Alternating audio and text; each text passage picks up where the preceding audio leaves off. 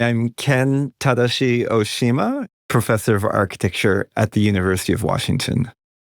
As far as we can tell, Frank Lloyd Wright was interested in Japan from a very early time. The 1893 World Columbian Exposition in Chicago highlights how much Japan was in the highlight forefront of culture, especially in the Chicago area with the Japanese Hoden Pavilion. Whether he was directly inspired by that pavilion or not is a question, but it's during this time that the woodblock prints from Japan are especially popular among many artists, architects, including Joseph Silsby, who Frank Lloyd Wright works for. And so he would have certainly seen many prints, and how he would then come to buy them and really study them is, I think, his first entry into the Japanese cultural context.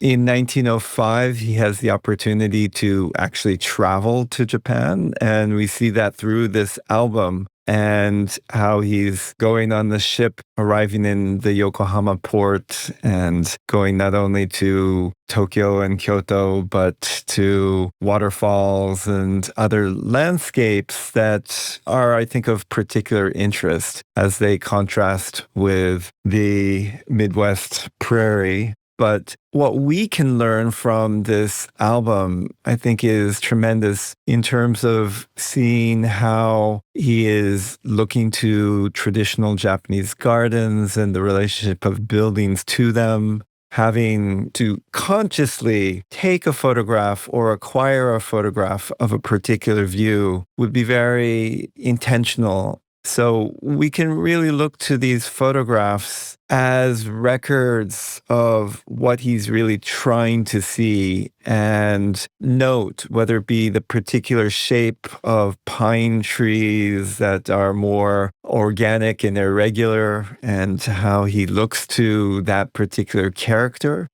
This is a landscape not of absolute symmetry, but of asymmetry, and embracing nature in a more dynamic way rather than one that is completely composed in a classical, symmetrical way that would have been a previous perspective in the 19th century. You will see his interest in the tile roofs and not only the structure of that as it expands out. And you see in Wright's own designs of these cantilevered roofs and how they look out and really frame the landscape. So I think this is a really important glimpse into what Frank Lloyd Wright might have seen and been inspired by and transformed into his own design of not only the architecture, but how it relates to the landscape with the natural elements, really bringing it alive.